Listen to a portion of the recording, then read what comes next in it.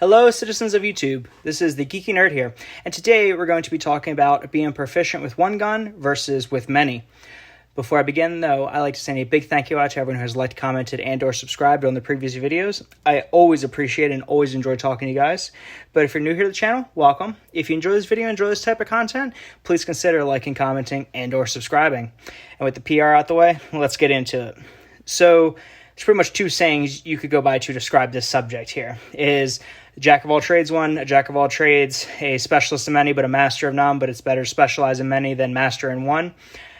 Essentially, as it says, if you know one thing, it's great, but knowing a little bit about everything is going to be better in the long run for you. The other saying that comes by is beware of the man who has one gun because he damn sure knows how to use it. While that is true, if his one gun becomes inoperable in any way, shape, or form capacity, and he gets anything else, he's going to be screwed, okay? So there is definitely a quality, definitely a trait to being proficient in multiple guns. But let me know what you guys think down in the comments. If you think it's, oh no, you should just know your guns, know your one, or if you should kind of be a student of gun technology and firearms in general and just kind of get a little taste from everything. Now, my general consensus is you should have some proficiency. It's with a little bit of everything. You don't have to be an expert in everything, but it's better to know a little bit of everything. For example, all these guns on the table are very different, but they are also very similar. I bunched them like this for a reason. You have your polymer wonders over here, and then you have your real steel. So they're comparable, and their fit, finish, and function is similar. For example, as well, every gun has been safety checked, but as well. Your magazine release, right in the spot. Slide release, right in the spot. No safety. You pull the trigger, it goes bang, racket, goes bang again. If you know this gun, great. However, if you dilly-dally with a bunch of different guns or you understand the manual of arms across multiple guns, then you'll be able to pick up this Walther here.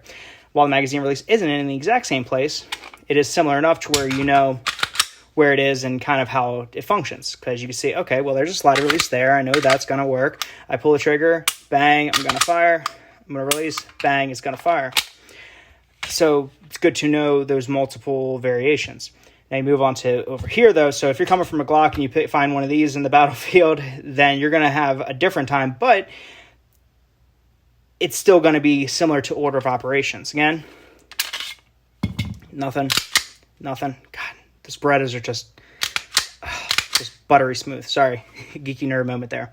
You're going to see that, okay, well, magazine release is there. Now, what is this? You can usually, infer that, okay, red's going to do something. Ooh, that decocked it. Okay. You can kind of figure this out. Slide release is going to do something very similar. So all of these things kind of function essentially the same thing.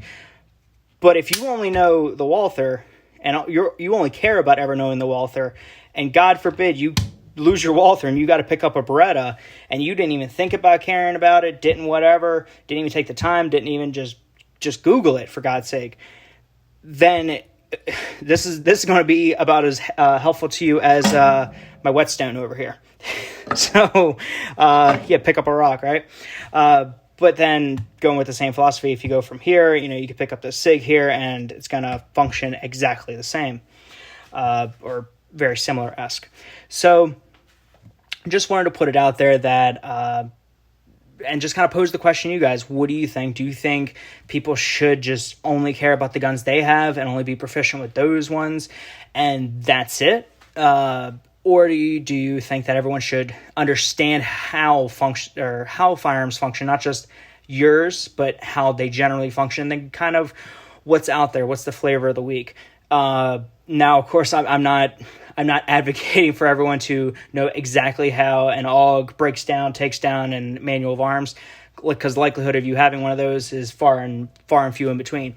Also, again, by that hypothesized make-believe scenario here, the likelihood of you not having your gun and finding another gun and picking up and having to use it is astronomical unless you are in a direct state of combat. So if you are, Godspeed to you, but general civilians aren't going to have that. Now, in closing, I think everyone should know how the general function of every firearm is, because they all essentially are kind of the same, but you should at least have an understanding of every single one and not just island off yourself to one particular gun and yours. Ask a buddy, go out shooting, go to the gun store, shoot the shit, pick up something, try it out, just say, oh, that looks cool. And just kind of, take it from there. Except for Canics. Stay away from Canics. It's the worst thing ever. That's right. I said it. If you stay to the end of the video, that's the that's the troll Easter egg you're going to get here. But I hope everyone's having a wonderful, awesome, fantastic day, and I'll catch you guys next time. See you guys.